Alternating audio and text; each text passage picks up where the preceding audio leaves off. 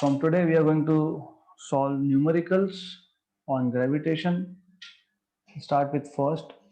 The time period of an artificial satellite in a circular orbit of radius r is 2 days and its orbital velocity is v0.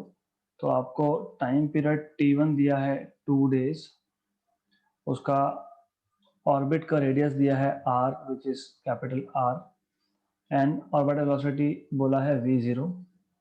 If the period of another satellite in circular orbit is 16 days, तो T2 आपको बोला है 16 days. Then they are asking you its radius of orbit is 4r and orbital velocity is v0. Radius of orbit is 4r and orbital velocity is v0 by 2. Orbital radius 2r, velocity v0 and 2r and v0 by 2. तो easy है, यहाँ पे हम लोग use करेंगे Kepler's which is the law, third law. So t square is proportional to r cube, ये use करेंगे हम. तो it is easy. तो t2 by t1, I don't like to do this way, तो मैं क्या करूंगा, मैं बोलूंगा t is proportional to r raised to 3 by 2, square root ले लिया मैंने, राइट. या फिर otherwise you can also say t raised to 2 by 3 is proportional to r. तो r2 by r1 equal to t2 by t1 raised to 2 by 3. So r2 t2 by t1, t2 is 16, t1 is 2, 2 by 3 r1 and r1 is capital R by the way. So r2 is equal to 8 raised to 2 by 3 capital R. 8 का cube root, क्योंकि 8 raised to 2 by 3 मतलब 8 raised to 1 by 3 का square, ये मतलब होता है उसका. 8 का क्यूब रूट 2, 2 का स्क्वायर 4, तो 4r, मतलब ऑर्बिटल रेडियस तो 4r आएगा, मतलब ऑप्शन नंबर ए और बी में से एक आएगा. और हमको पता है ऑर्बिटल वेलोसिटी मतलब critical velocity it is under root of G M by R, ये हमने ऑलरेडी देखा है. इसका मतलब orbital velocity is proportional to 1 by root R. इसका मतलब v02 by v01 is under root of r2 by r1.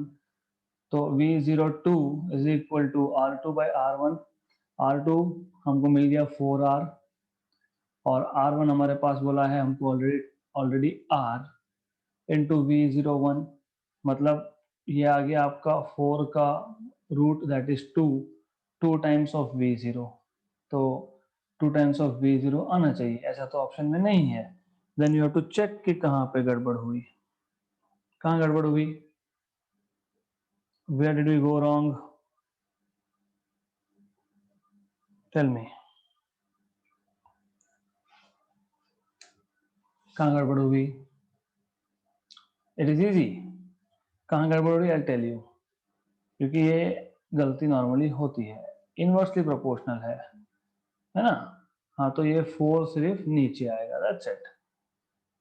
तो आपको यहाँ पे मिलेगा r1 बाई r2, तो 4 बाई दिस, है ना. तो इनवर्सली प्रोपोर्शनल है, 4 नीचे आएगा, तो यहाँ से 2 गायब हो जाएगा and that will be in the denominator. तो ये जो 2 है it will be in the denominator, easy. तो v0 बाई 2. तो क्रिटिकल या फिर ऑर्बिटल वेलोसिटी का इक्वेशन पता होना चाहिए, और T square is proportional to R cube, मतलब न्यूटन्स केपलर्स थर्ड लॉ पता होना चाहिए. तो v0 by 2 and 4 are option number B. Any doubts? Simple. So it's pretty simple question. A satellite is in an elliptical orbit around the Earth with aphelion of 6 times of RE. So RA, this is 6 times of RE, and perihelion is 2 times of RE. Where RE is the radius of Earth, the eccentricity of the orbit is.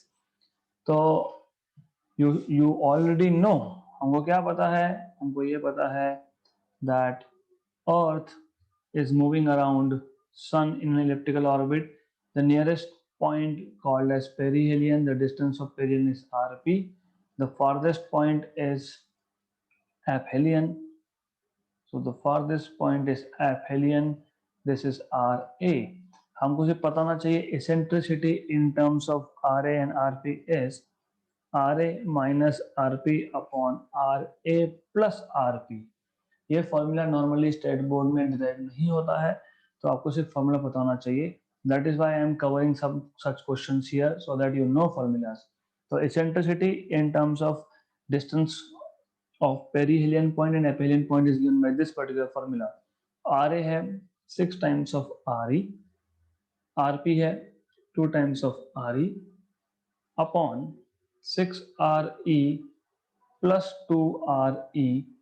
So that is equal to 4 times of Re upon 8 times of Re, that is 1 by 2. So option number A. It's a pretty simple question.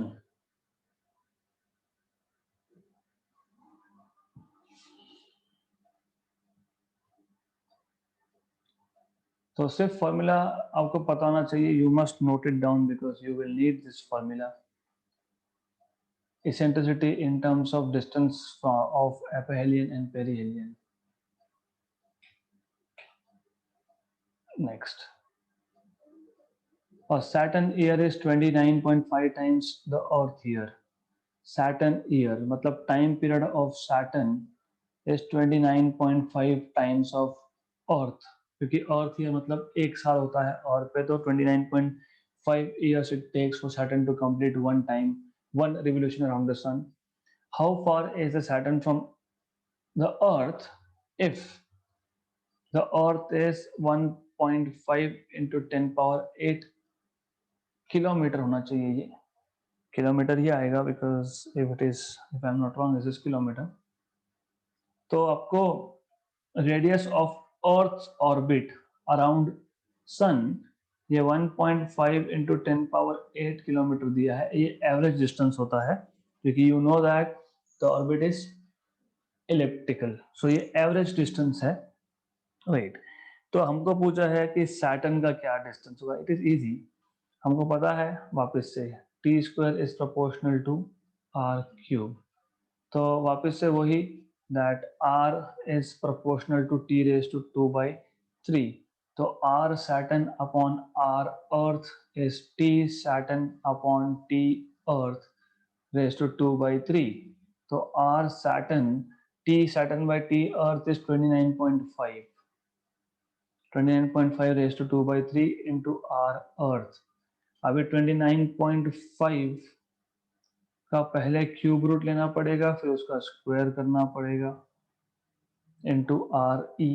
तो that is something related to calculations. 29.5 का पहले आप लोगे cube root. तो let me just calculate it and then I will tell you. Calculator. Okay. 29.5 raised to 1/3. That is रफली 3. ठीक है, वो तो 27 से समझ में आता, लेकिन 3.08 है. तो वैसा भी कर सकते हो आप. If you want to do rough calculation it is also okay. तो ये 3.08 है प्रिसाइज. उसका स्क्वायर करेंगे into R E is 1.5 into 10 power 8. तो 3 स्क्वायर इज 9. तो इसका स्क्वायर कर लेते हैं 9.54. इसको 1.5 से मल्टीप्लाई करते हैं 14.32 इंटू 10 पावर 8. ऐसा आंसर है. तो वैसे ये एक्चुअली क्वेश्चन जोक था. जोक इसके लिए था क्योंकि आपको सिर्फ पावर एडजस्ट करना है. You are not suppose to do exact calculations because everywhere the first factor is 1.4 1.4 1.4 and 1.4.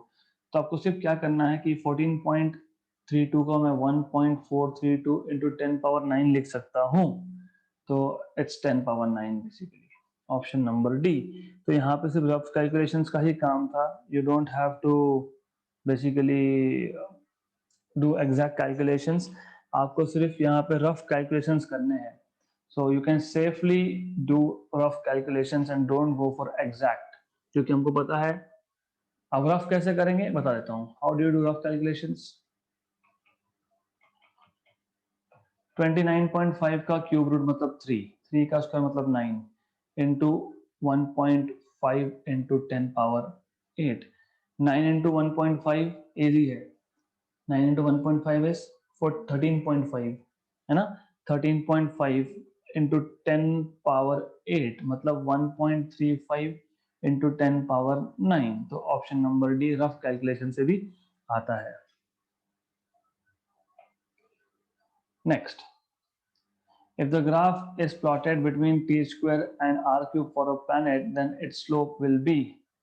देखो ऐसा है, आपने अभी तक क्या सीखा है? आपने ये सीखा है कि T square is proportional to are cube, but आपको एग्जैक्ट पूरा फॉर्मूला आपको पता नहीं, तो पूरा फॉर्मूला डिराइव कर लेते हैं हम लोग।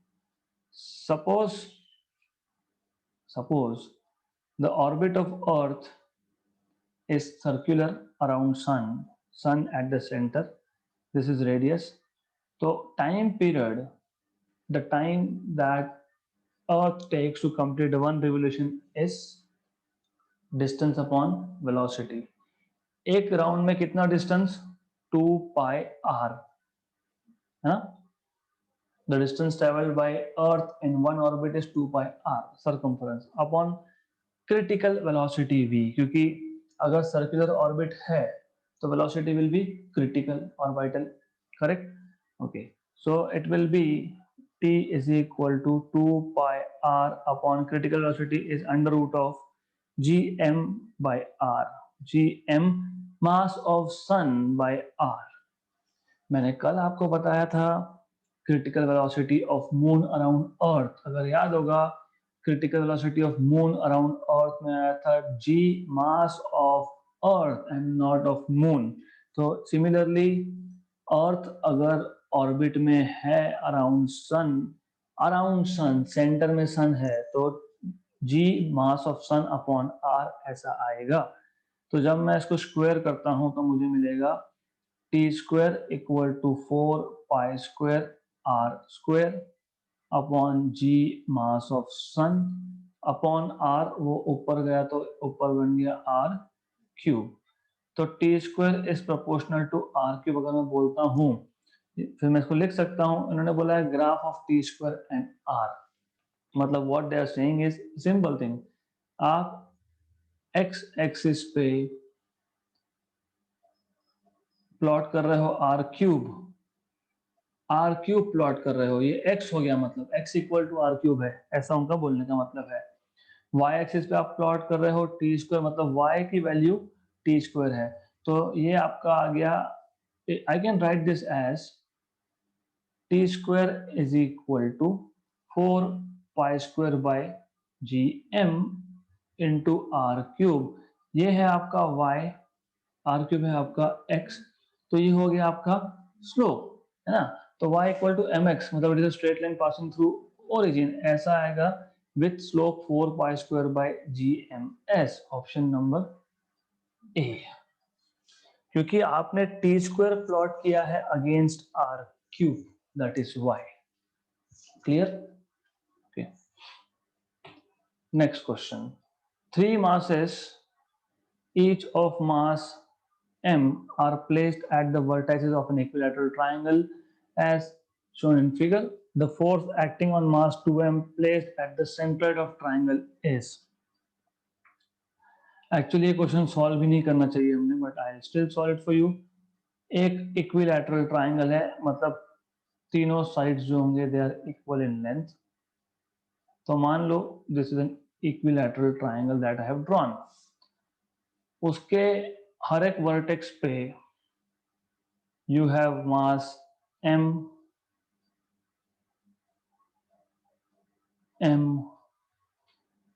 and m, then on the centroid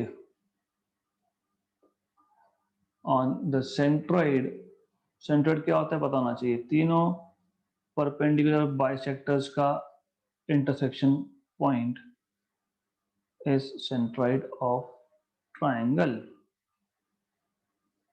मान लो ये इक्विलैटरल ट्राइंगल है. I know it is not looking like one, but it's okay. You should imagine this is an equilateral triangle. So at this centroid, you have a mass of 2m, and they're asking you what is the force here. Actually, in reality, the total force is 0. क्यों? क्योंकि तीनों vertex पे same mass है, मतलब जितने force से ये उसको पुल करेगा उतना ही फोर्स से ये पुल करेगा, उतने फोर्स से ये पुल करेगा. Net force is 0 by Lami's theorem. 0 है, ऑप्शन नंबर ए है. Okay, but if you want to solve, ठीक है, भी सॉल्व करना ही है तो करो. फिर आप क्या करोगे? तो what I will do is, this diagram is not looking good really, तो मैं डायग्राम जो है मैं दूसरा ले लेता हूं. Just a minute, because it's not looking nice. I don't want to have wrong interpretations. Question number 5. Give me a minute. Okay, so we are back. So let's look at this particular figure and solve. Total force is anyways is 0. फिर भी आप prove कर सकते हो. कैसे prove कर सकते हो? पहली चीज तो आपको ये पता होनी चाहिए कि force on O due to A is equal in magnitude force on O due to B and force on O due to C. They are equal in magnitude since masses involved are same and distances are same and distances are also equal. आपको पता है gravitational force depend करता है product of masses पे. ए पे M मास है, तो ए और ओ का फोर्स जब मैं निकालूंगा तो आप क्या लिखोगे? जी m1 m2, मतलब m2m बाय डिस्टेंस का स्क्वायर. सेंट्रॉइड से हर एक पॉइंट का डिस्टेंस होता है, कितना होता है सेंट्रॉइड से डिस्टेंस हर एक पॉइंट का?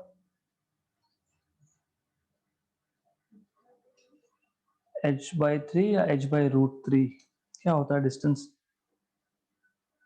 What is the distance of centroid from in an equilateral triangle from each side? कैसे निकालोगे? इजी है, इजी है, इजी है.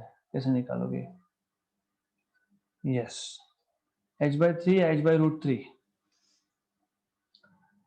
सो you know how to solve this. ये परपेंडिकुलर बाइसेक्टर ड्रॉ किया, ये l/2 है, right? This is l/2. Then how do you solve this? 90. This is how much? तो you need to know 30. तो you need to know basic thing, 30 60 90 theorem. हाँ, तो बताओ what is this distance? What is that distance? Someone said h/3. I want to know.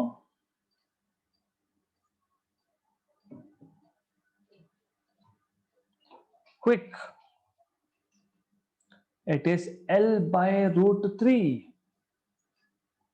तो ये distance l/√3 होता है, तो ये आएगा l/√3 का स्क्वायर. मतलब ये आ जाएगा आपका ऊपर 2 और नीचे 3, ऊपर जाएगा 6. तो 6 times of G M square upon L square. Correct. तो सबसे पहले ये बताना चाहिए कि by symmetry the distance AO equal to BO equal to CO. तो ये बताना चाहिए कि AO, BO और CO ये डिस्टेंस है l/√3. फिर आपको ये पता होना चाहिए that how do you find out gravitational force. After you know all this, then you can resolve the forces in components. You can resolve the forces in components. कैसे? आपको पता है gravitational force is always attractive. Always attractive.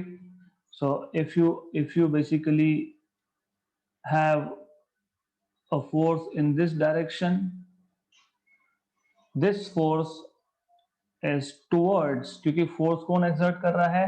B पे जो मास है वो exert कर रहा है. किस पे? जो ओ पे मास है उस पे. इसके दो कंपोनेंट्स होंगे. कौन से दो कंपोनेंट्स होंगे?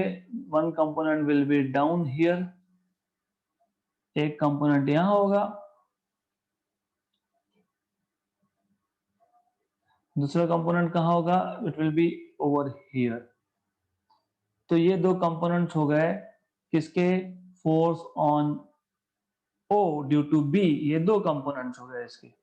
And you should know if this angle is 30, this angle is 30, correct? Right? So this is 30, this is 30. So this is FB या फिर OB cos 30। ये हो गया आपका FOB sin 30। Similarly, मैं ऐसा करूंगा, I will just use different colors to show you different forces.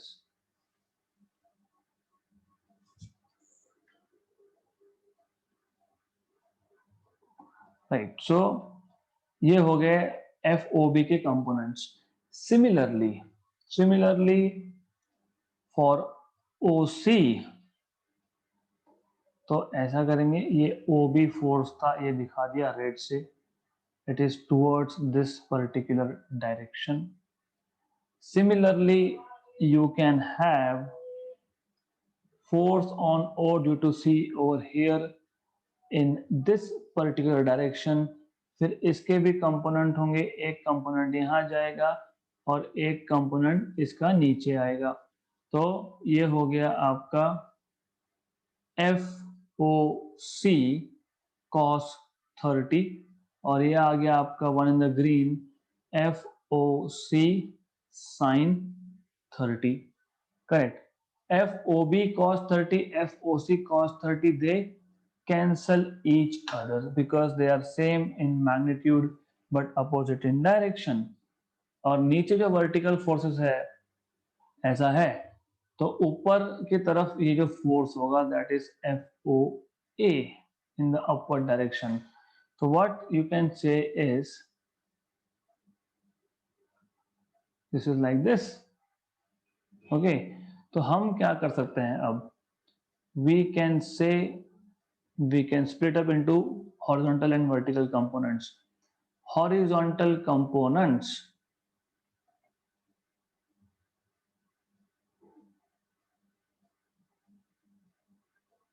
cancel each other। क्यों कैंसिल होगा? क्योंकि FOB और FOC they are equal in magnitude, हमने पहले ही करके रखा, इसलिए कैंसिल होगा। What about vertical components? Vertical component में अगर आप देखोगे तो वर्टिकल कंपोनेंट में if you C,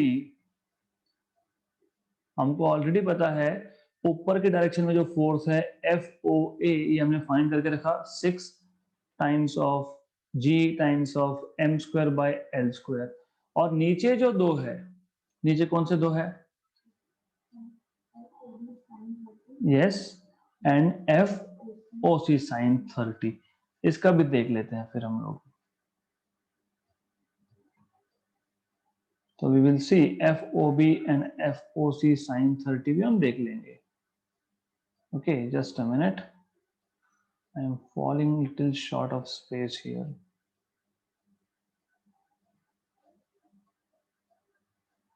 okay, right. तो हमको ये पता है कि FOB sin 30 और FOC sin 30 ये भी इक्वल है, right. What are these two? FOB और FOC पता है हमको 6GM square by L square, right. और sin 30 इज हाफ। तो जब मैं इन दोनों को ऐड करता हूं, इन दोनों को ऐड करूंगा तो मुझे वापस मिलेगा 6GM square by L square. मतलब ऊपर जितना फोर्स है FOA, नीचे भी उतना ही फोर्स है in form of FOB sin 30 and FOC sin 30। मतलब ये फोर्सेस भी कैंसल आउट होंगे। मतलब there is no force in the vertical direction, there is no force in the horizontal direction, मतलब रिजल्टेंट इज 0। समझा अच्छे से? हाँ, तो इतना करने से हम लोग ऐसा एक ट्रिक बना सकते हैं। if you have an equilateral triangle and if all the vertices of equilateral triangle have same mass irrespective of what is the mass at the centroid. The total force at the centroid will always be 0. वापस सुन लो. If three vertices of an equilateral triangle have equal masses, then the total force on the mass at the centroid, irrespective of the value of mass at the centroid, the total force is 0. याद रहेगा? Good. Next, the acceleration due to gravity and density of the earth are related by which of the following. हमने कल ही किया था ये, मैंने आपको बताया था. This is, we have done this yesterday itself. अगर आपको याद होगा हमने लिखा था acceleration due to gravity, याद है क्या? G is equal to Gm by R earth square. फिर हमने बोला था mass is volume into density upon R earth square. फिर हमने बोला था कि let's assume earth is made up of is a sphere of uniform density 4 by 3 pi r cube into rho upon r e square. तो आपको मिल जाएगा यहाँ से g is equal to 4 by 3 pi g r e rho, मतलब rho मिल जाएगा आपको यहाँ से 3g upon 4 pi g r e. 3g upon 4 pi g r e is in option number B. Right? So this is an easy question. So we have already done this yesterday itself. Next, which of the following statements is correct? G increases with increasing altitude. Does G increase with increasing altitude? As you go above the Earth's surface, G की value कम होती है, बढ़ती है? बढ़ती है. Sure. कल देखा ना हमने, क्या देखा हमने कल? GH is equal to G R upon R plus H square, or GH is equal to G1 minus 2H by R. So as you go at higher altitudes, value of G बढ़ेगी या कम होगी?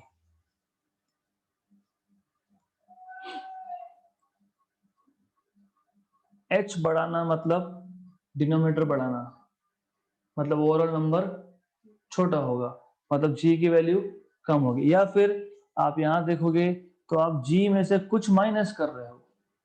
हाँ, तो H does not increase with altitude. H increases with increasing depth.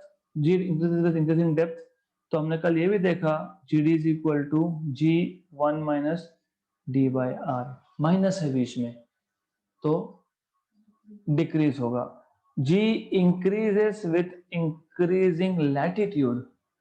Okay, आपको याद होगा मैंने कल बताया था G of phi is equal to G minus R omega square cos square phi.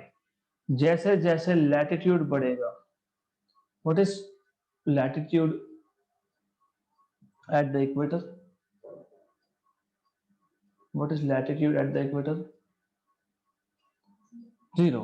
What is cos 0? 1. So at equator the value is G minus R omega square. At poles the value is G. इसका मतलब जैसे आप equator से पोल की तरफ जा रहे हो, G की वैल्यू बढ़ रही है. हाँ, तो फिर G increases with increasing latitude. Option number C. Clear? तो ऐसा आपको पता होना चाहिए. Then this is very good, a very good question, and it is important also. The dependence of acceleration due to gravity on the distance r from the center of Earth assumed to be a sphere of uniform density is. देखो ऐसा है, ये है अर्थ, ये है अर्थ का centre. Let's plot a graph.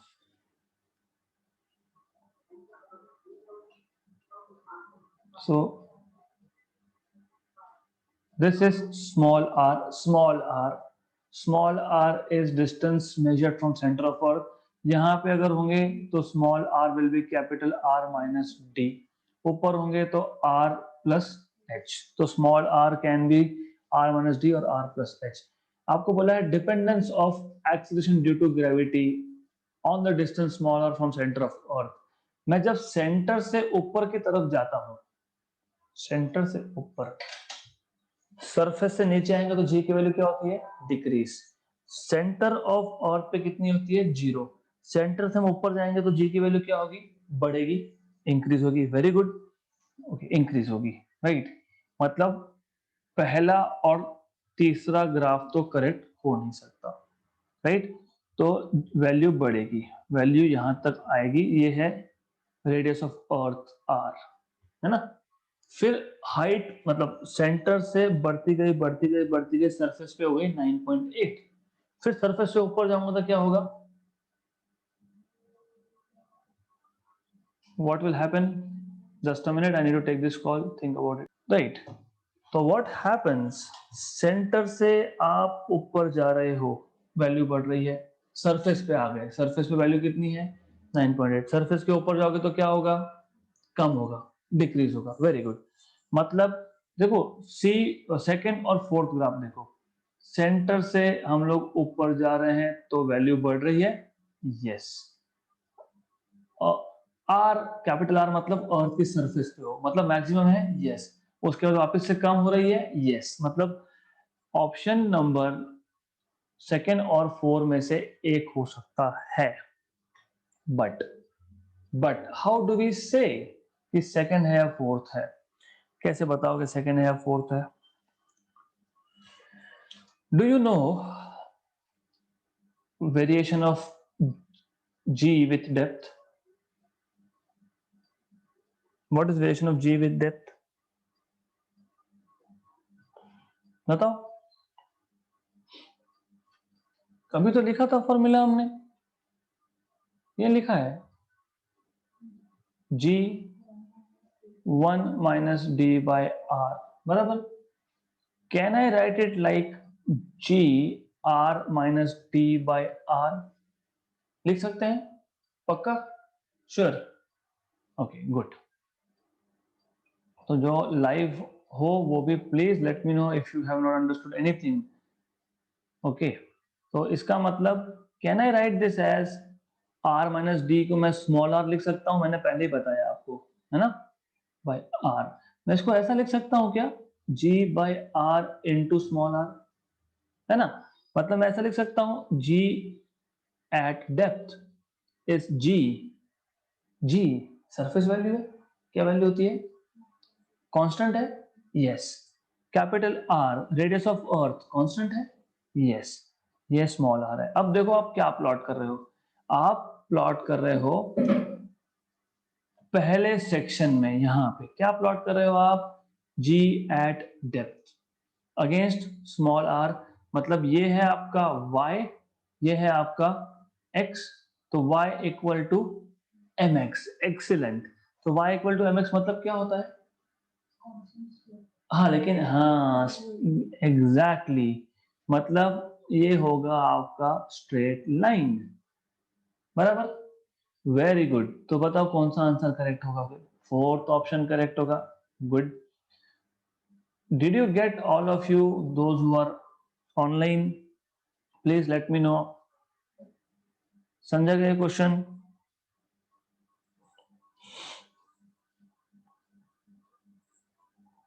I want answers, good,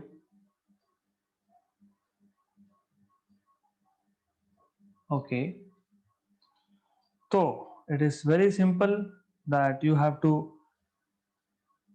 just see how GD is varying with R below the surface of Earth, and it is a straight line passing through origin with constant slope. So this is how you can find your answer. So option number D. 4 particles each of mass m, m print नहीं हुआ, are placed at the vertices of a square of side L, वो भी print नहीं हुआ। The potential energy of the system is, हमारे पास एक square है,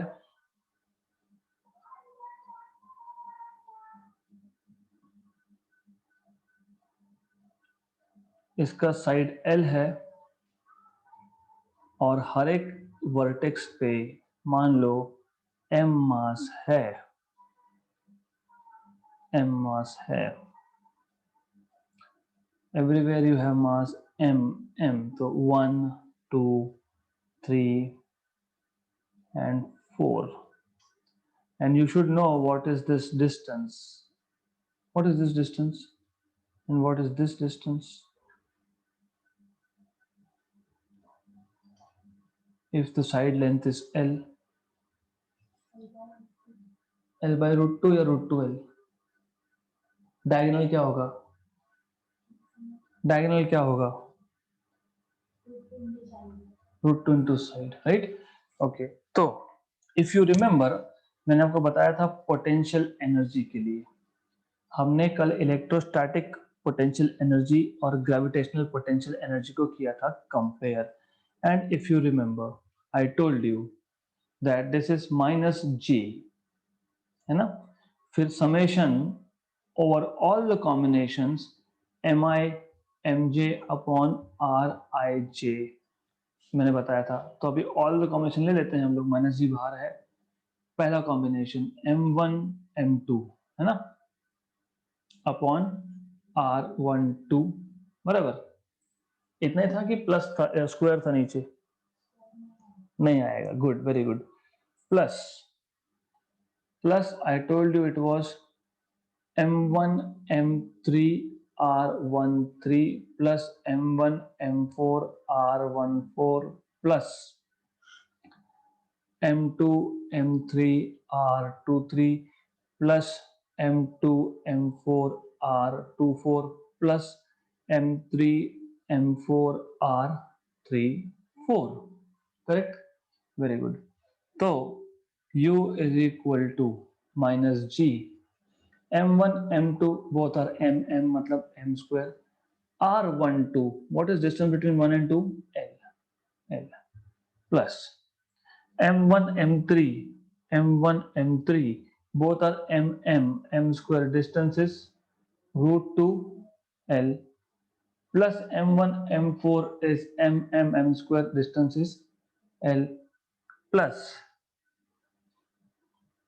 M1 M2 M3 M square 2 और 3 में distance is L, M2 M2 and M4 is M square distance is root 2 L plus M square M3 M4 distance is L। तो वैसे अगर ये तो ओरली भी होता है, but anyways this is M square by L 3 times 4 times आ गया, 4 times M square by L plus 2 times M square by root 2 L बराबर, वेरी गुड। तो आई कैन टेक आउट -2, जी तो था ही, M square by L common है ना, 2M square by L common निकाल लिया, 2M square by L common निकाला, तो पहले में क्या बचा, दूसरे में क्या बचा, 1 by root 2, तो minus G M square by L 2 plus 1 by root 2 minus G M square by L 2 plus 1 by root 2, option number B. तो देखो, if you remember formulas then it is going to be very very simple, सिर्फ formula पता होना चाहिए potential energy का, अगर पता है तो ठीक, नहीं पता है तो then it is struggle for you. बहुत सिंपल सा क्वेश्चन था। Okay, so next, match the column 1 with column 2, kinetic energy, potential energy, total energy and orbital velocity. Orbital velocity तो डेफिनेटली ये है, करेक्ट, मतलब D should match with Q, D और Q का matching एक ही जगह पे है, ऑप्शन नंबर डी में है, खत्म, है ना, बाकी वी डोंट केयर, बाकी चलता रहेगा, पर फिर भी आपको निकालना है तो आप फाइंड कर सकते हो, इट इज सिंपल। कैसे निकालोगे kinetic energy, what is kinetic energy, half mv orbital square, if you have an object orbiting अर्थ, तो उसका वेलोसिटी कितना होगा? ऑर्बिटल वेलोसिटी, सर्कुलर ऑर्बिट हुआ तो half m. What is orbital velocity? वो दिया ही है यहाँ पे, G M by small r root में था और मैंने उसका स्क्वायर कर दिया, तो 1/2 G M M by R. तो kinetic energy is 1/2 G M M by are, मतलब A should match with S, तो है ए एस मैच हो रहा है, तो you can find out in this fashion. तो इजी है। पोटेंशियल एनर्जी भी निकाल सकते हो, पोटेंशियल एनर्जी आपको पता होना चाहिए, gravitational potential into mass. Gravitational potential मैंने बताया था minus G M by R into this, तो gravitational potential energy is matching with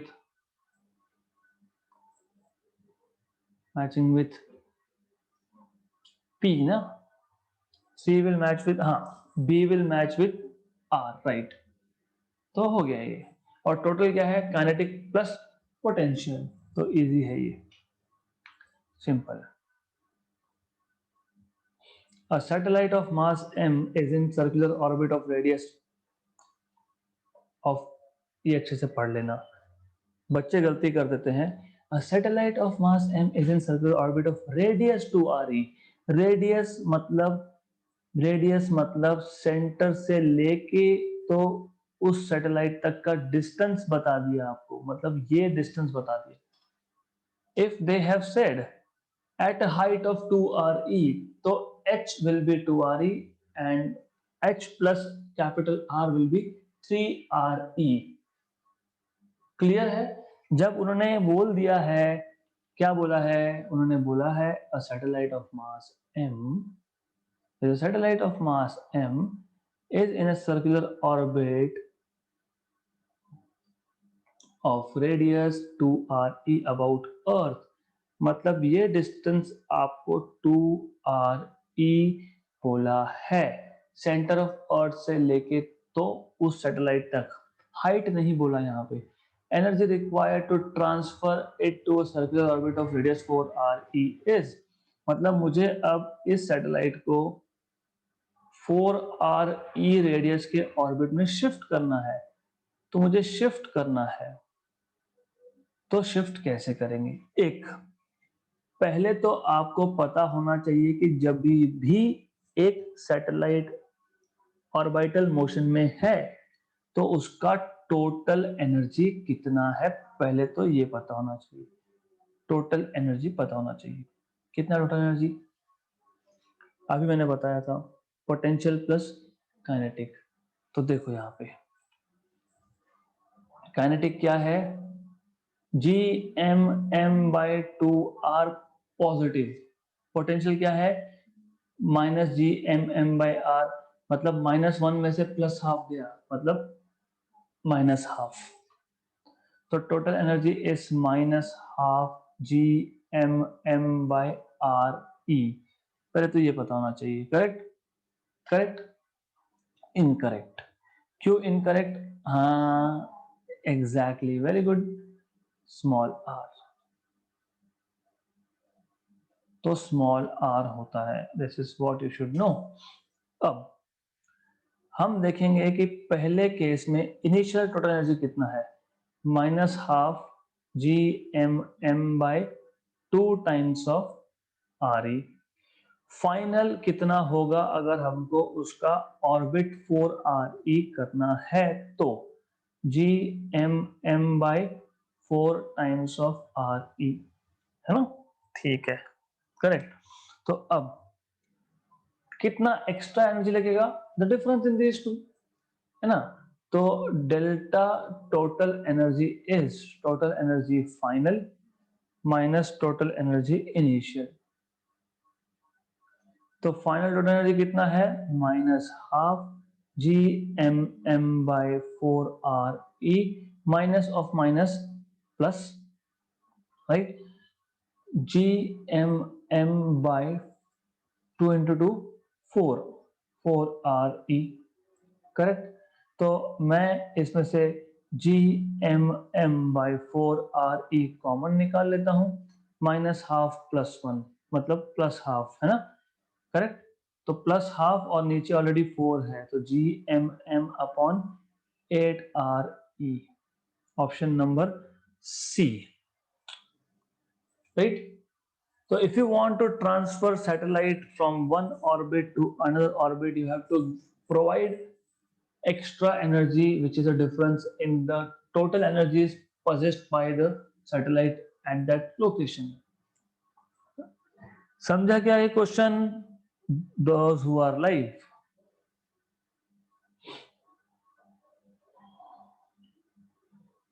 Did you get it or no? ये क्वेश्चन समझा है या नहीं?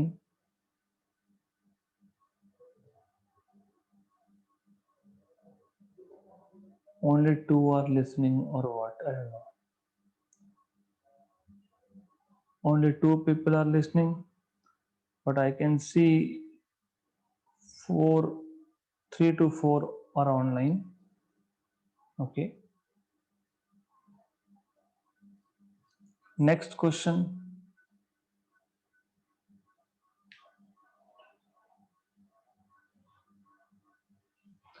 A satellite is orbiting the Earth in a circular orbit of radius r. Kinetic energy varies as r. अभी हमने लिखा था, याद है क्या kinetic energy का formula?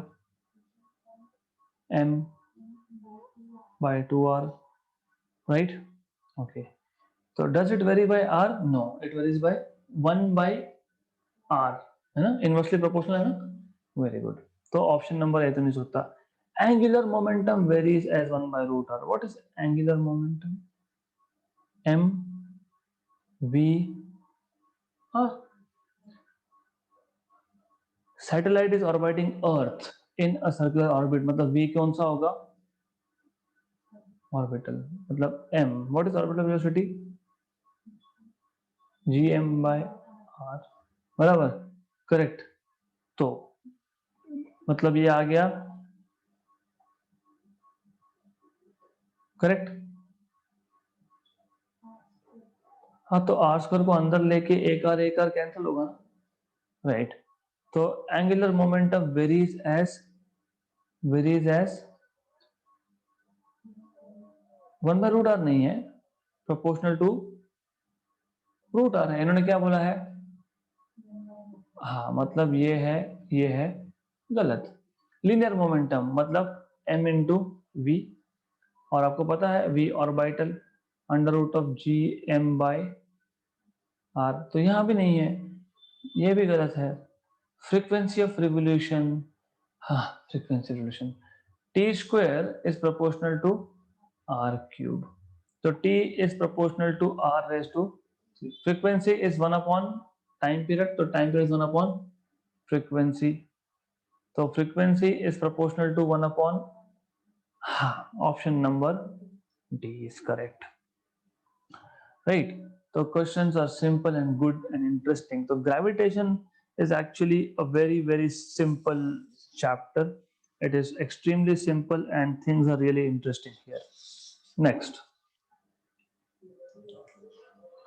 the additional kinetic energy to be provided to a satellite of mass m revolving around a planet of mass capital M to transfer it from a circular orbit of radius r1 to another orbit of radius r2. अभी किया हमने सिर्फ वहां पे क्या बोला था, जो लास्ट एग्जाम्पल था, ये अर्थ है, ये पहला ऑर्बिट है. मान लो हमें पहले ऑर्बिट से इसको दूसरे ऑर्बिट में ले जाना है, सो एडिशनल काइनेटिक एनर्जी देना पड़ेगा. पहला ऑर्बिट जो है उसका रेडियस है r1, दूसरा जो ऑर्बिट है उसका रेडियस है r2. तो पहले ऑर्बिट में टोटल एनर्जी,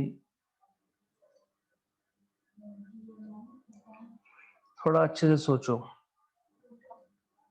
अच्छे से. Yes, exactly, that's why I am telling you, थोड़ा सा अच्छे से सोचो. तो you need to think and solve.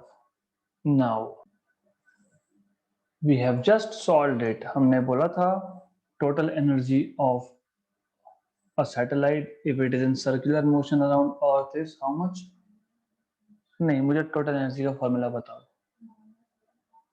Minus G, आगे आगे टोटल एनर्जी अभी लिखा ना, you just told me total energy minus G M m, yes, minus G M M by 2r, correct. Initial will be minus gmm by 2 times of r1, final will be minus gmm by 2 times of r2. तो additional kinetic energy हम जो provide करेंगे that should be equal to difference in the total energy, that is final minus initial. Final is minus gmm by 2 times of r2 minus of minus plus gmm by 2 times of r1, that is equal to, you can take out gmm by 2 common, right, 1 by r1 minus 1 by r2. तो कहां पे है ऐसा, option number T. तो simple question था. देखो additional kinetic energy जब बोलते हैं तो कंफ्यूज हो जाते हैं. ऑर्बिट में अगर एक सैटेलाइट है तो सबसे पहले उसका टोटल एनर्जी है काइनेटिक प्लस पोटेंशियल. वो अगर ऑर्बिट चेंज करेगा तो भी टोटल एनर्जी होगा.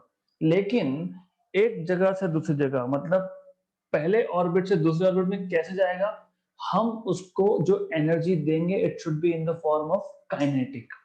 तो यहाँ पे होता है कंफ्यूजन. करेक्ट. तो ये कंफ्यूजन मत रखो. This is extremely simple case. Next, this is again a simple case. I think the answer is 6√2, लेकिन देख लेते हैं. A geostationary satellite is not biting. It is orbiting. I am sorry for this. It is orbiting the Earth at a height of 6r. What is geostationary satellite? Geo मतलब Earth, stationary मतलब at rest with respect to Earth. मुझे बताओ, हमारे पास ये Earth है. Earth rotate होता है ना? कितने टाइम में होता है? 24 आवर्स. अगर एक ऑर्बिट है, इसको विथ रिस्पेक्ट टू अर्थ, एक सैटेलाइट है, अगर इसको with respect to earth rest पे रहना है तो इसका टाइम पीरियड कितना होना चाहिए?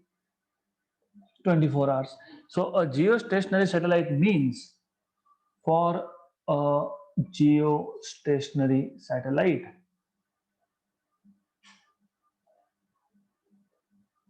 Time period T is 24 hours, right.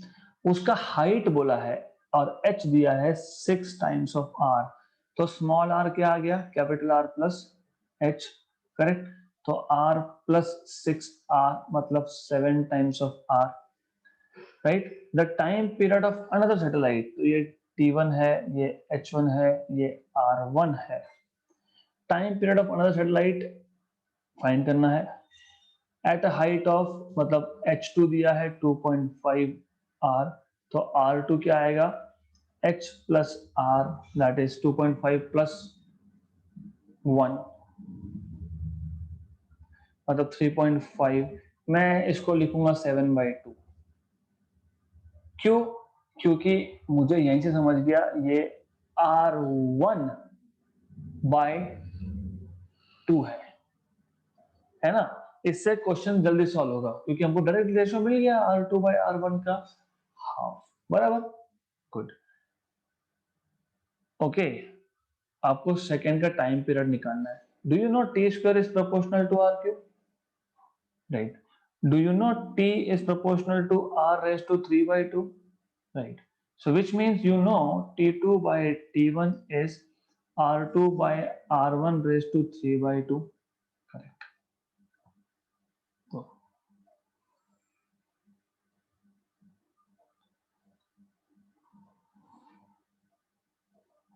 So it also means that you know, क्या पता है? You know that T2 is equal to R2 by R1 half raised to 3/2 times of T1. T देखो 2 का cube 8, उसका root 2√2, है ना, 2 का cube 8, 8 का रूट 2 रूट 2 बराबर, नीचे 2 रूट 2 और T1 कितना दिया है 24, 1 जा 12 जा बराबर, 12 को मैं 6 इंटू 2 लिख सकता हूँ बराबर, और 2 को मैं रूट 2 इंटू रूट 2 लिख सकता हूँ upon root 2, cancel cancel, 6 root 2 r, right? So this is how it works. So you need to know what is a geostationary satellite. Geostationary satellite is a satellite whose time period is 24 hours because it remains stationary with respect to Earth. Next question, again the same type.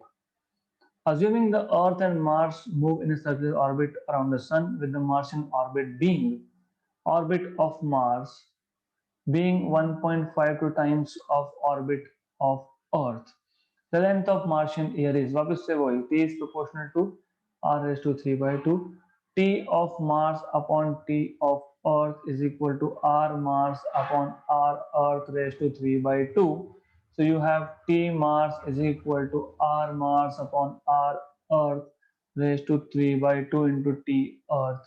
So R Mars upon R Earth is 1.52 raised to 3 by 2 बराबर into T, which is, what is T Earth, 365 days, है ना, तो 1.52 raised to 3 by 2 into 365, option number B. It is pretty easy. Okay, so next question, simple. Research satellite of mass 200 kilogram circles the Earth in an orbit radius, मतलब R दिया हुआ है 3re/2. R is radius of Earth. Assuming the gravitational pull on mass of 1 kg on the Earth surface to be 10. It is a joke. क्यों joke? क्योंकि क्या बोला है उन्होंने? Assuming the gravitational pull on a mass of 1 kg, mg is equal to gmm by r square. पता है आपको ये? Very good. मास में 1 kg लेता हूं तो सिर्फ g बचेगा, करेक्ट, मतलब G M by r square बचेगा, मतलब ये बोला है 10, मतलब इन शॉर्ट वो आपको बोल रहे हैं कि एक्सेलरेशन ड्यू टू ग्रेविटी की वैल्यू 10 लो. This is what they are trying to tell you, that's it. The pull on the satellite will be, pull on the satellite, what will be pull on the satellite, how do you find out pull on the satellite, pull on the satellite कैसे find करोगे, satellite कहाँ पे है, कहाँ पे है, height पे है बराबर, है ना, तो m कितना है मास सैटेलाइट का 200, gh क्या होता है, gh क्या होता है at a height of 3re/2 r upon r plus h, भूल गए, what is the variation of g with height, g into r upon r plus h का, तो इसको मैं स्मॉल r भी लिख सकता हूं बराबर, पक्का, sure sure, right.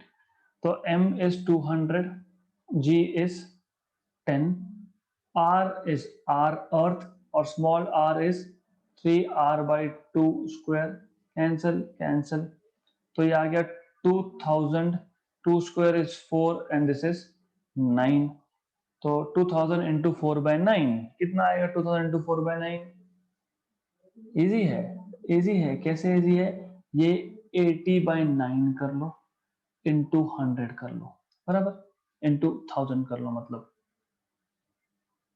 80 into 100 is 8000, 800 0, ठीक है, करो. तो you can do this also if you want. Normally I do like this, 8/9 into 10 power 3. मैं normally ऐसा करता हूँ. What is 8/9? How much is 8/9? How much is 8/9? 8888 0.888 into 10 power 3, मतलब 8888 9 Newton. तो इस क्वेश्चन को इजीली समझ लो, ऐसा क्वेश्चन है कि मास 200 किलोग्राम है। अगर हमारे पास 1 kg का मास अर्थ की सरफेस पे होता तो ग्रेविटेशनल पुल इज 10, मतलब in short mg equal to G M m by r square that is 10, मतलब g की वैल्यू 10 बोला है इन शॉर्ट। तो अब हमको पता है कि एक सैटेलाइट जो हाइट h पे है और orbit is small r which is r plus h, that small r is 3r/2। वहां पे कितना फोर्स होगा, तो सिर्फ g की वैल्यू 10 यूज करनी है, ये बताने के लिए क्वेश्चन को घुमाया है यहाँ पे। तो is easy. Okay, this is a joke again, if you understand it very well. A small planet is revolving around a massive star, very massive star, and a very small planet, small m, in an orbit, circular orbit of radius capital R. तो इस planet का radius of orbit is capital R, period of revolution is t. If the gravitational force, तो force due to gravity या फिर gravitational force, if the gravitational force between the star and planet were proportional to r raised to minus 5/2, मतलब 1 upon r raised to 5/2, then t would be proportional to, what is t square, r cube, तो t is proportional to option number A, right. गलत, क्यों गलत? क्योंकि t square is proportional to are cube when, by the way, what is gravitational force? gmm by r square. In original form, gravitational force is proportional to 1 by r square. यहाँ पे बोला है 1 by r raised to 5 proportionality है। तो time period के लिए कैसे solve करोगे, think about it and I give you 2 minutes. Right, तो how to solve this question? You should always know कि अगर एक बॉडी सर्कुलर मोशन में है तो which force is required for a body to be in circular motion? Which force is required? Centripetal. तो centripetal force, तो इस case में अगर एक प्लैनेट एक स्टार के अराउंड रिवॉल्व हो रहा है तो सेंट्रीपिटल फोर्स कौन देगा? The gravitational force between star and the planet. What is centripetal force? mr omega square. मैं mv स्क्वायर बाय r भी लिख सकता हूँ, मैं mv ओमेगा भी लिख सकता हूँ, मुझे चाहिए ओमेगा में इंटरेस्ट है इसलिए मैं mr ओमेगा स्क्वायर लिख रहा हूँ। ग्रेविटेशनल फोर्स यूजुअली क्या होता है? g mm by r square, right. लेकिन यहाँ पे क्या बोला है? It is proportional to r raise to 5/2, क्योंकि r रेज टू माइनस 5/2 मतलब 1 अपॉन r रेज टू 5/2। ये गड़बड़ मत करना, since gravitational force is proportional to r raised to minus 5/2 मतलब 1 upon r raised to 5/2, ये दिया है इसलिए, बराबर। गुड, cancel cancel, r omega is 2 pi by time square equal to G M by r raised to 5/2। Okay, हमको क्या बोला है? हमको बोला है t is proportional to t, है ना, t स्क्वायर नहीं t, taking square root on both sides. तो बाय द वे थोड़ा मैं आलसी हूं तो मैं और काम कम करूंगा, मैं बोलूंगा r4 pi square by t square is equal to G M R raise to 5/2। मतलब मैं बोलूंगा कि t square is proportional to r raised to 5/2, मतलब t is proportional to r raised to 5/2 का स्क्वायर रूट, मतलब t is proportional to r raised to 5/4, पर ऐसा तो है नहीं। तो कहाँ गलती हुई? गलती तो हुई, पर कहाँ हुई वो बताओ। एक सिंपल सी चीज छोड़िए, और वो सिंपल सी चीज ये है कि आपने लिखते वक्त ही गलती की। क्या गलती की? गलती की ऑर्बिटल रेडियस कैपिटल आर बोला है, बराबर। मैंने इसलिए डायग्राम भी ड्रॉ की है, मतलब यहां भी आर आएगा, मतलब इसका आपको ये मिलेगा 4 pi square by T square is equal to G M R raise to 5/2 into R. मतलब T square by 4 pi square is equal to are raise to 5/2 plus 1, 7/2, r raised to 7/2 upon gm, right. तो exactly तो आप बोलोगे T square is proportional to are raise to 7/2, मतलब T is proportional to are raise to 7/4। है क्या option में? है। So in one question you can make 3 to 4 mistakes. एक, एम आर ओमेगा स्क्वायर में कैपिटल आर लिखना है। दूसरा, ग्रेविटेशनल फोर्स नॉर्मली 1/r² होता है, यहाँ पे 1/r⁵ है।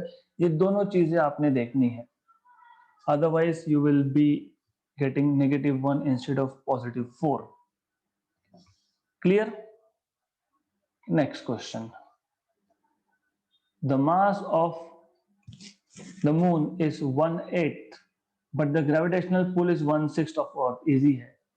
Mass of moon is 1/8 of mass of Earth. Gravitational pull कहां से आता है? एक्सीलरेशन ड्यू टू ग्रेविटी से ही आता है, मतलब। तो ग्रेविटेशनल पुल मतलब acceleration due to gravity on the surface of moon is 1/6 that of earth. It is due to the fact that moon is satellite of earth? Nonsense. The radius of earth is 8/6 of moon. The radius of earth is √8/6 of the moon. ठीक है। What is G equation for G? G m by r square, है ना? Correct. अर्थ मतलब G is proportional to m by r square, मतलब G moon by G earth is equal to mass of moon upon mass of earth, radius of earth upon radius of moon का squared। G m by G यहां से दिया हुआ है आपको 1/6, mass of moon upon mass of earth is 1/8, right? re by r m squared, correct है ना? तो मैं इसको लिख सकता हूं क्या, R M by R E square equal to 6/8, मतलब R M upon R E is √6/8, right. तो उल्टा बोल दो, द रेडियस ऑफ, मतलब डायरेक्टली सॉल्व कर सकते हैं हम लोग यहाँ पे। आई कैन डायरेक्टली से 8/6 is R E by R M squared, तो R E by R M is √8/6। तो the radius of earth is √8/6 time of radius of moon. तो ऑप्शन नंबर सी। तो this is again a very simple question. Easy था, not difficult at all. Good. A body hanging from a spring stretches it by 1 centimeter at the earth's surface. So there is a spring, इस पे अगर मैंने एक body hang कर दिया तो spring का स्ट्रेचिंग होगा। स्ट्रेचिंग होगा मतलब यहां से लेके यहां तक का डिस्टेंस जो है लेट अस से x is 1 centimeter. How much will the same body stretch the spring at a place 16,400 kilometer above the surface of Earth? 16,400 kilometre above the surface of Earth. Radius, अच्छा ये गलत है. This is not 16,400. It has to be, if I am not wrong, 16,000 kilometre, ये misprint हर बार का है ये, it is 1600 kilometre, right. तो question में करेक्शन आएगा, इट इज 1600 किलोमीटर, क्योंकि 16,400 बोला मतलब ये तो बहुत ही ज्यादा हाइट हो गया, तो there will be no gravity due to earth basically. Okay, so h की वैल्यू 1600 किलोमीटर है बाय द वे।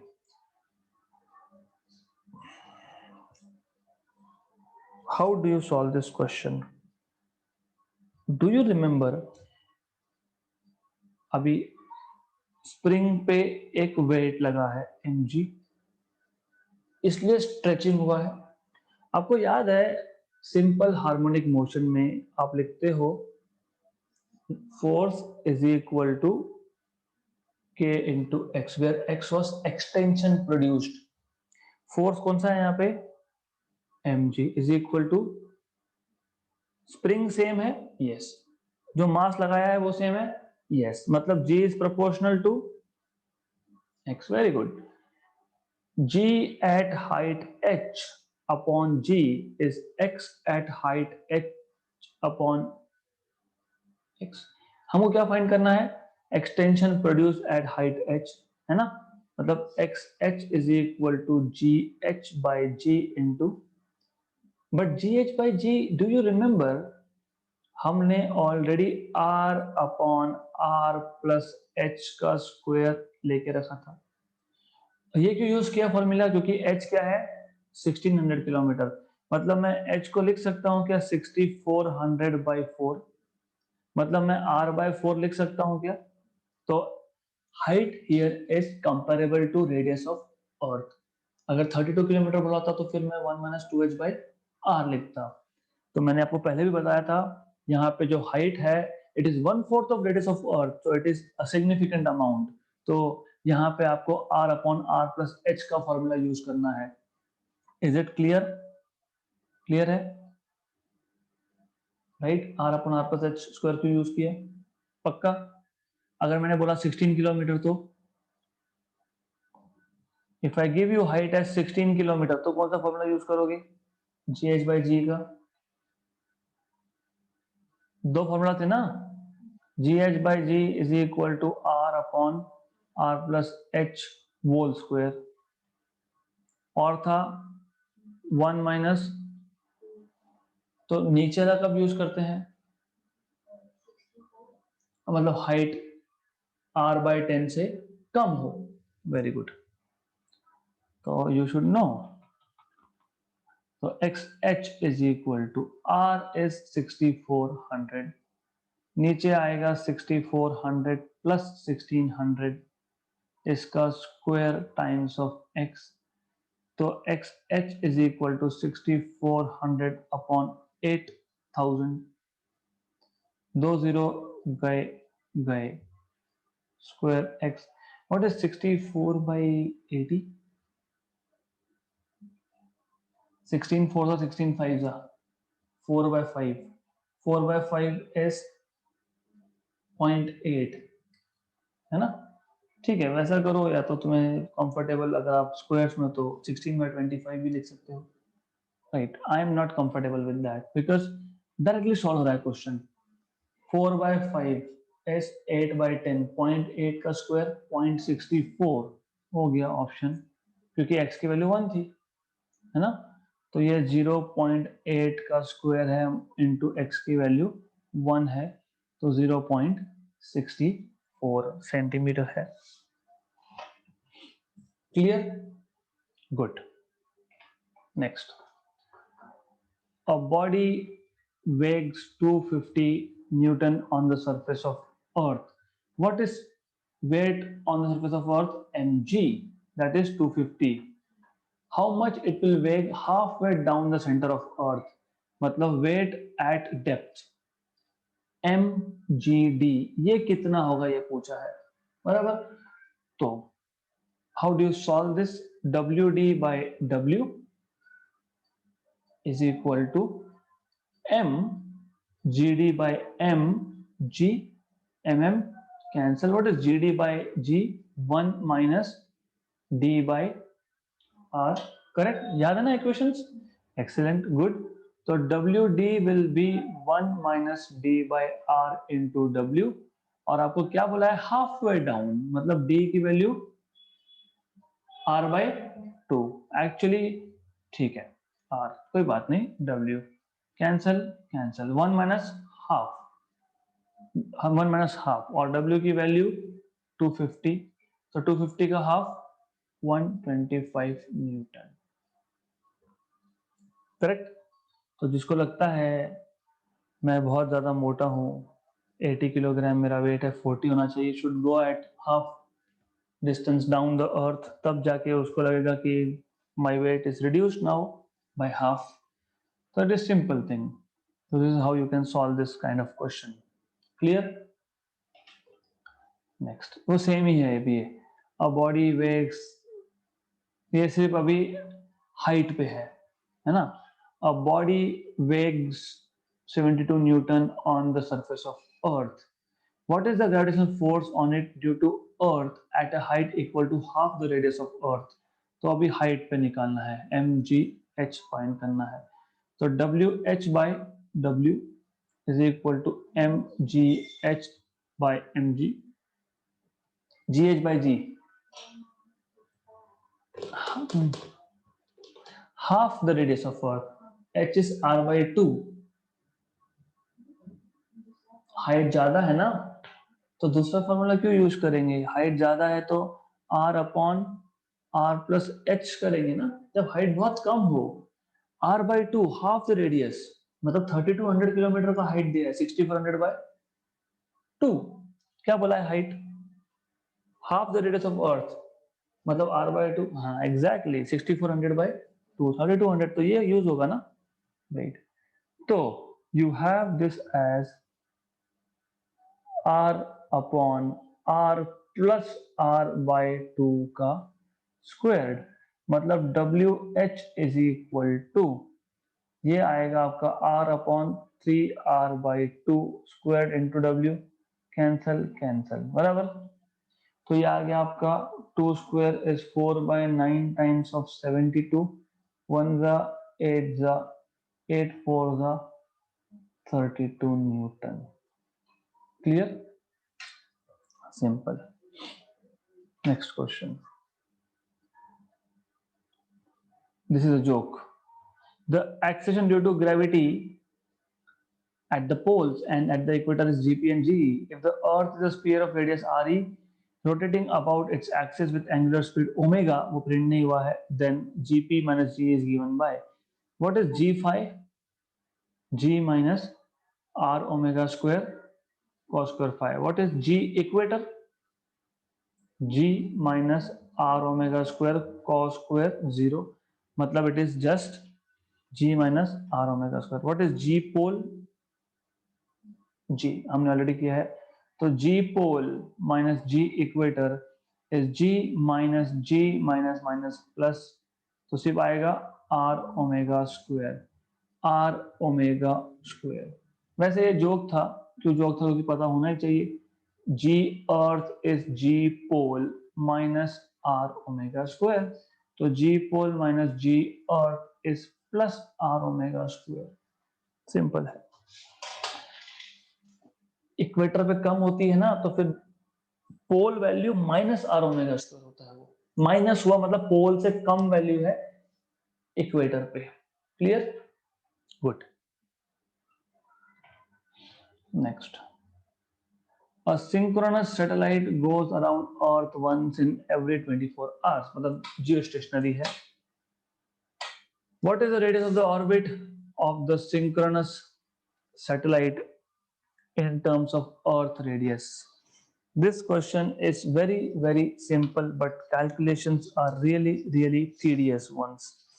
तो इसमें कैलकुलेशन बहुत ज्यादा है, इसलिए मैंने ये क्वेश्चन इंक्लूड किया है, राइट। तो what you should know is, first thing you should know t square is equal to 4 pi square upon g m e r cube. सबसे पहले आपको ये पता होना चाहिए, अभी हमने स्लोप जब निकाला था उसमें ये देखा है, देन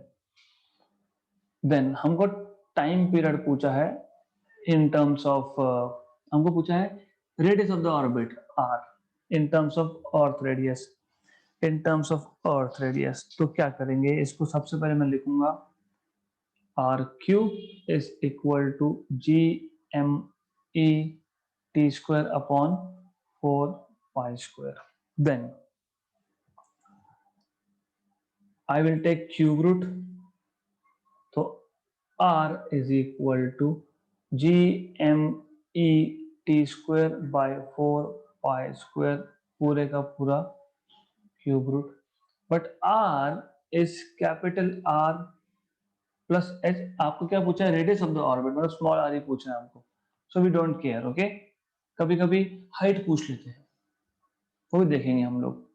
g की वैल्यू पता है क्या हमको, 6.67 10 power minus 11. Mass of earth दिया है 5.98 into 10 power 24. T square geosynchronous satellite 24 hour में 60 मिनट्स में 60 सेकेंड्स का square upon 4 pi square whole raise to 1/3. This is a big challenge, क्योंकि यहीं पे तो प्रॉब्लमेटिक काम होता है ना. This is problematic. कैसे करेंगे, सिंपल है. It's not really problematic if you have good hold on calculations. तो क्या करो, this is an assignment. Calculation कैसे करने हैं ये खुद ने सोचना है, मैं कल बता दूंगा क्योंकि बहुत इजी है ये. आपको मिल जाएगा यहाँ पे आर की वैल्यू, सम वैल्यू. हमको क्या बोला है, इन टर्म्स ऑफ. तो क्या करना, आर को आर ई से डिवाइड कर लेना. That's it. Okay, so this is how you will be solving this calculations, because it's not question, it is calculation part. Okay, so we are going to stop here and we'll continue in the next session. We have to put extra lectures unfortunately, but we need extra lectures क्योंकि आज सिर्फ एक offline आया है, बाकी सब online है, और बाकी सब में से सिर्फ 4 ऑनलाइन है.